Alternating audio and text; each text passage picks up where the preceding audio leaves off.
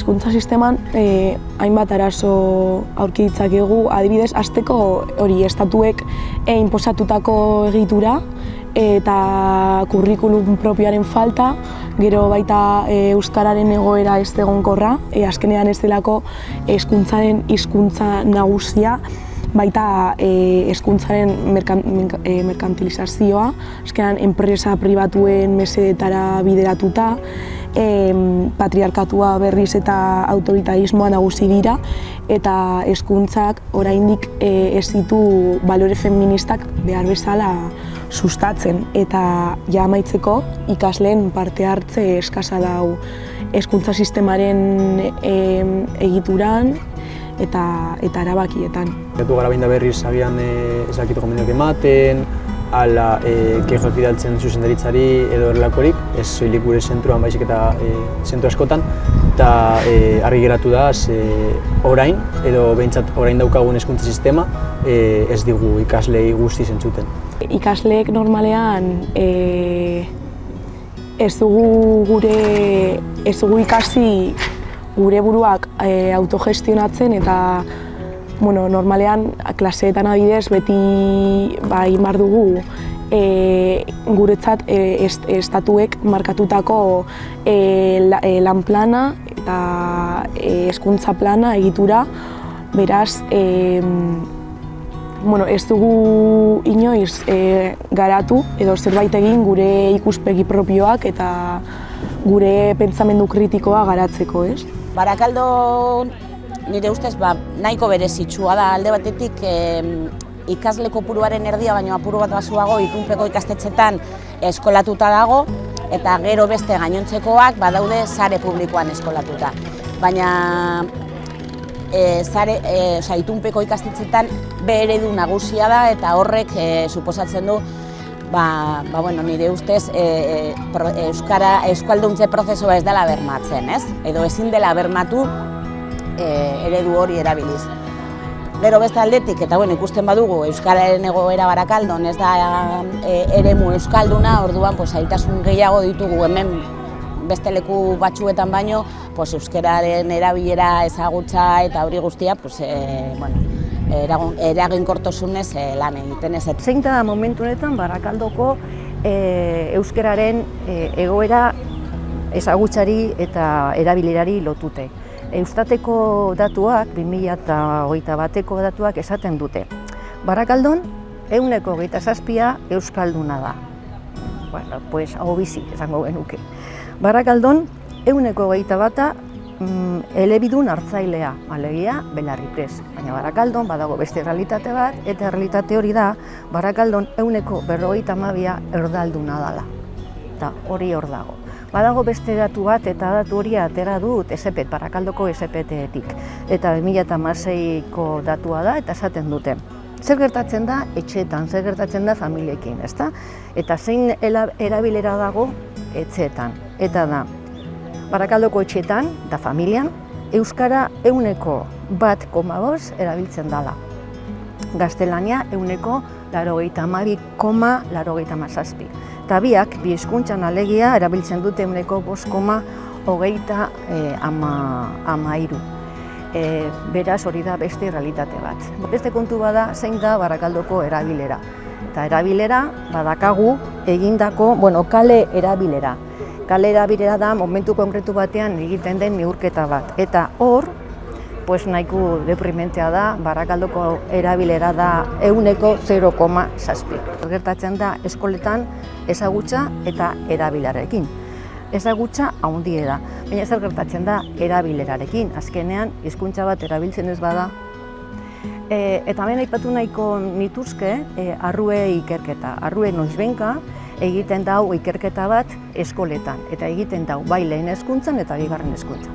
Lehen hezkuntzan egiten da 4. mailan, eta bigarren hezkuntzan egiten da DBH-ko 2. mailan. Eta zer neurtzen dau? Hor neurtzen da erabilera bakarrik, ez ezagutza, neurtzen da erabilera. Eta neurtzen da erabilera bai ikasgela barruan eta bai ikaslatik kanpo. Eta zer esaten digute datu horiek?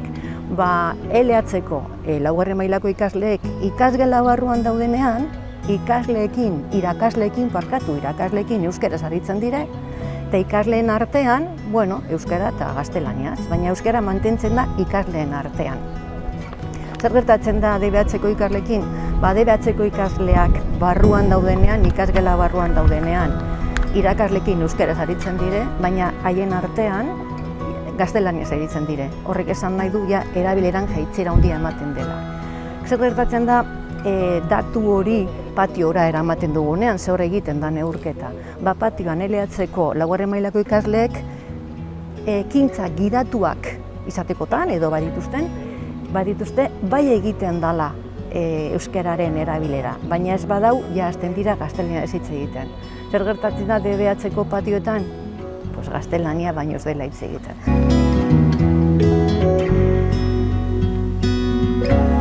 Nik uste dut hortik ondorio batzuk atera behar ditugula. Lehenengoa, ikasleentzat euskara ikasteko tresna bat da. DBH-ko ikasleentzat tresna bat da, eta lotzen dute ikasleekin, ikasteetekin, lotzen dute ikasgela barruan egotearekin, eta bar. Eta nik uste dut hor benetan erronka handia dakagu, erronka bada euskal kultura lantzea, identitatea lantzea, motivazio lantzea, eta bar. Ereduari buruz hitz egin beharko genuke, eta ze zentzu dakate gaur egun ereduak. Nik esango nuke gaur egun ez dakatela inolako zentzurik, egia da momentu batean sortu zirenean oso lagungarria izan zala, batez ere bidea markatzeko eta gure helburuak lortu ahal izateko. Baina gaur egun ez dute zentsura handirik. Ereduak dire, kafe para todos. Eta ez da, errealitate linguistika diferentea da. Guk Barakaldon ez daukagu Ondarrun daukate errealitate linguistikoa. Edo Sestaon ez daukate Hernanin daukate errealitate linguistikoa. Beraz, hori egokitu behar da. Behar bada, Barakaldo baten murgilketa bat egin behar da hasieratik euskararen alde. Edo euskaraz egin behar da murgilketa hori. Zergatik? Porque Barakaldoko gizartea lehen esan dugu, badaki euskara, baina ez dute erabiltzen.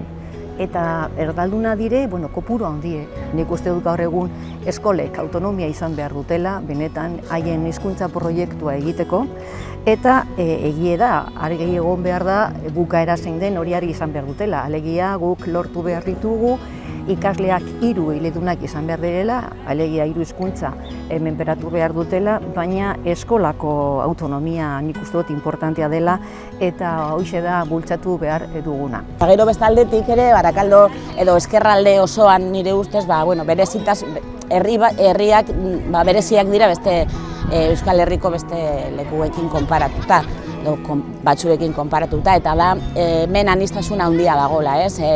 Geletan hainbat kultura, hainbat jatorri, hainbat hizkuntza, hainbat kompetentzia maila, hainbat erritmo, hainbat egoera emozional topatzen ditugu, eta hori guztia zailtasun gehiago edo berezitasunak ematen dio hemengo egoerari. Eta gero horri lotu behar dugu ere zaurgarritasun maila eta pobrezi tasa handiagoak dira beste lekuekin konparatuz. Gai honetan zein da euskara daukan funtzioa? Hitz egin dugu hizkuntzaz, hitz egin dugu ohituraz, hitz egin dugu kulturaz, nik uste dut euskara dela, euskara eta ez bakarrik euskara, euskararen erabilera dela kohesio sozialerako funtzioa bete behar duela, kohesionatzeko balio behar dau. Denok hemen gaude eta denok euskara egingo dugu eta euskara izango da kohesionatzeko elementu importantea. Baina hori nola kudeatzen da gaur egun. Zer daukagu Barakaldoko eskoletan hori aurrera eraman ahal izateko. Gaur egun Barakaldoko eskoletan eskola guztietan, badago harrera plan bat. Eta harrera plan horretan badago protokolo bat. Eta protokolo horretan oso ondo dago markatuta zein da lehenengo urratsa, bigarrena, hirugarrena, eta bar. Baina ikasle horiek heltzen direnean, bakoitza heltzen da bere motxilarekin, eta bere kulturarekin, bere ohiturarekin, bere hizkuntzarekin. Eta egia da protokolo badagola, baina pentsatu behar dugu batean daudela leku batean oso arrotza, haientzat oso arrotza den leku batean. Ikastetxe guztiak, nahiz eta publikoak izan, ez da gauza bera, ikastetxe guztiak ez dira berdinak. Baina bai ikusten dira aniztasun handia eta zailtasunak aniztasun horri dauzkagun baliabideak erantzun egoki bat ematea. Euskagu imaginezazu, gela batean lau hizkuntza, hiru hizkuntza, ez dakizen bat kompetentzia maila eta badago irakaslea eta momentu puntual batzuetan, badago pedagogia terapeutikako irakasle bat, bai ikasle batzuk ateratzen dira igual errefortzu linguistikoa egiteko, baina baliabide horiek guztiak dira un poco gutxi. Orduan egon beharko lirateke pertsona gehiago bertan eta aurreko lana, ezberdina da gela batera joatea eta aurreko lan potente bat eginda izatea, edo ez. Orduan lan potente hori, aurreko lan potente hori ere egiteko denbora behar da. Duela gutxi Mariluz Estebanek idatzitako poesia liburu bat irakurri nuen, Gorputz erreformak eta poema hau atera dut hortik. Titulua da Nongoa zara. Where are you from? Galdetu diote emakume bati, Luis Mayek zuzenduriko dokumental batean. What is the difference? Erantzun du berak. Zein da aldea? Osea, nik uste dut gure gizartean, Barakaldo momentu honetan, egunen batean hori esatera helduko bagina, mundua desdelogo asko sobeto egongo zala. Burokrazia ezarri da asko ikastetxetan, ordu asko eman behar dira burokrazia hori ateratzeko eta gero geletan aurrera emateko edo erantzun egoki bat emateko hainbat materiala prestatzeko, programazioak egiteko, beste profesionalekin aritzeko edo koordinatzeko denbora gutxi dago. Gero nire ustez ere gizartean baude gauza batzuk horrela, azkenean hezkuntza edo eskola da kajon desastre, hor dana hezkuntza, baina hezkuntzak ezin du dana egin, ez? Baina adibidez orain osasun mentaleari lotutako arazo asko badaude gizartean eta ere eskoletan, ez? Eta batzuetan igual naiz eta formazio batzuk izan, espezialistak ez gara eta batzuetan oso gai delikatuak eta ez dakit, nire adibidez hori asko kezkatzen zait. Nola eman dezakegun erantzun egokia halako egoerai, ez? Kama Euskal Herriko antolakuntza, ikasle antolakuntza bat gara, ezkertiar, feminista eta independentista, eta hori operatzen dugula bigarren hezkuntzan eta unibertsitateetan, eta gure helburu nagusiak dira euskal sistema bat duin bat lortzea ikasleontzat eta euskara ardatz nagusi duena. Eta horretarako gure ardatz nagusiak dira euskara eta bere erabilera, feminismoa, ekologismoa eta balore ezkertiarrak. Ikama euskal hezkuntza publiko eta komunitarioaren alde borrokatzen du, edo hori lortzeko borrokatzen du, hau da hezkuntza nazionala, publikoa, komunitarioa, feminista eta euskalduna lortzeko. Baita merkantilizazioaren aurka gaude eta salatzen dugu ikasleak lanesku merke gisa erabiltzeko joera hori. Gainera, patriarkatuak eta autoritarismoa akabatu nahi dugu, hori dugu helburu baita, eta horretarako ikasleek ikuspegi eraldatzailea eta kritikoa gara dezaten. Guan besten dugu eskola burujabe batekin, zeinak dauka ikasketa baldintza duinak, justua dena eta gure berri entzuten duena.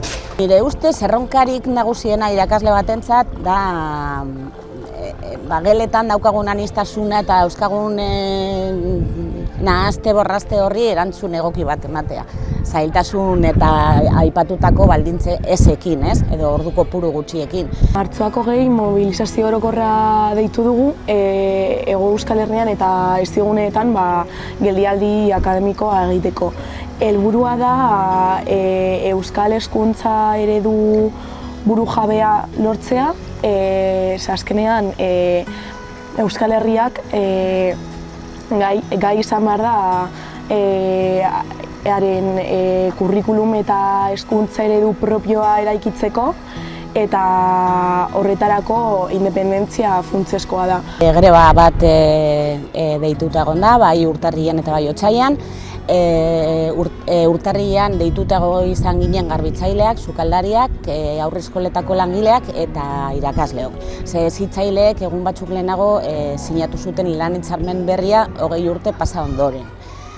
Eskatzen da esku hartze ordu kopurua murriztea lan horiek egin ahal izateko.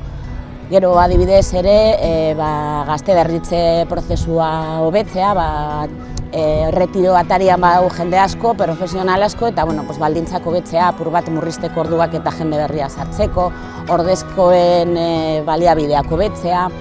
Gero ere egonkortasuna, eskola publikoan egonkortasuna bada hutsune handia, egonkortasun ezak baldintzatzen du adibidez zuzendaritzak, proiektua, komunitatea, eta orduan planteatzen den 3 urteko zikloak egiteko oposizioak edo lehiaketak, baina aldatu beharko zen ere prozesu bera, oposizio prozesua oso arkituta dagolako. Azkenean ikasleok baita gara hezkuntza sistemaren subjektu aktiboa, eta nolabait gu gabe hezkuntza sistema ez zen hezkuntza sistema izango. Azkenean gu gara hezkuntza sistemaren helburua, edo izango beharko genuke helburua, eta erdigunea. Entonces, azkenean aldaketa hori joan behar da betiko era. Irakasle paperaz alde batetik, profesionaltasuniz jokatu, implikazioa izan, erantzun egokia ematen saiatzea, formazioa izatea, eta gero ere ikusten ditugun hutsuneak aldarrikatzea, ditugun foroak, adibidez Gerribetan bezala, esatea ze behar den eta ze gauzak ez dauden ondo. Eta gero instituzioei dagokionez, adibidez, udalak eta Eusko Jaurlaritzak adibidez eraikinak berritzea, momentu honetan batzuk oso zaharkituta daude eta ikastetxeak izan behar dira leku seguru batzuk eta atseginak zure seme-alabak usteko horre ikasten, eta gero beste aldetik ere langileen lan baldintzak hobetzea edo onak izatea. Azken finean guk ondo lan egiten badugu edo gustora lan egiten badugu, hobeto egingo dugu eta hezkuntza kalitatea hobetuko da.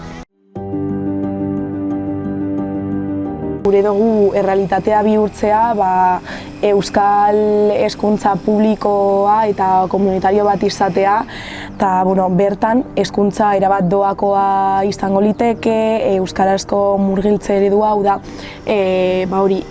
euskarazko edukiak eta euskal kultura eta historia ezagutzera ematea, gero baita ikasleen parte hartze zuzena, izango lukete sistemaren erabakietan eta diseinuan, baita pedagogia askatzailea, feminismoa eta borroka transmaribiboioa, oinarrizko zutabea eukiko lukete, eta gero ingurumenarekiko konpromisu bat, konpromisu ekosoziala, eta baita lehen zuk esan dozuna Euskal Herriko errealitateari egokituta. Azkenean herriaren beharrei bideratuta dagoen hezkuntza sistema bat.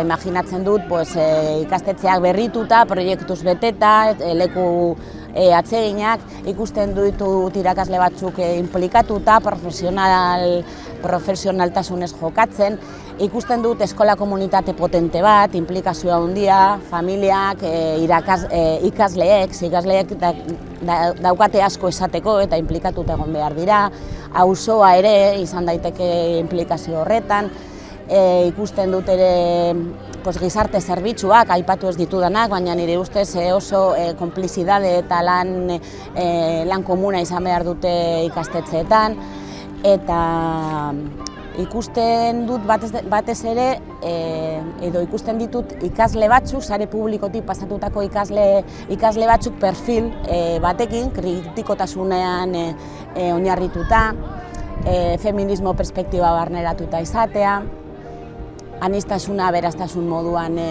ulertuta, euskaldun osoak, eta igual gizarte hobeago bat eraikitzeko grina izatea, hori ikusten dut. Azken finean, gure hezkuntza da, gure eskola da, edo hezkuntza da gizartearen islada. Baina nik uste buelta eman behar diogula horri.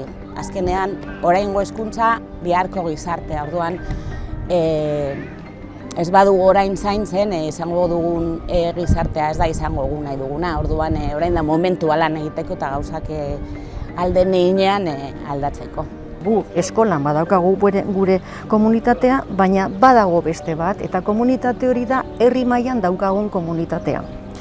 Noren ardura da, nire ikuspuntutik, noren ardura da komunitate hori, herri komunitate hori, noren ardura da komunitate hori indartzea udaletxearena, argi dago.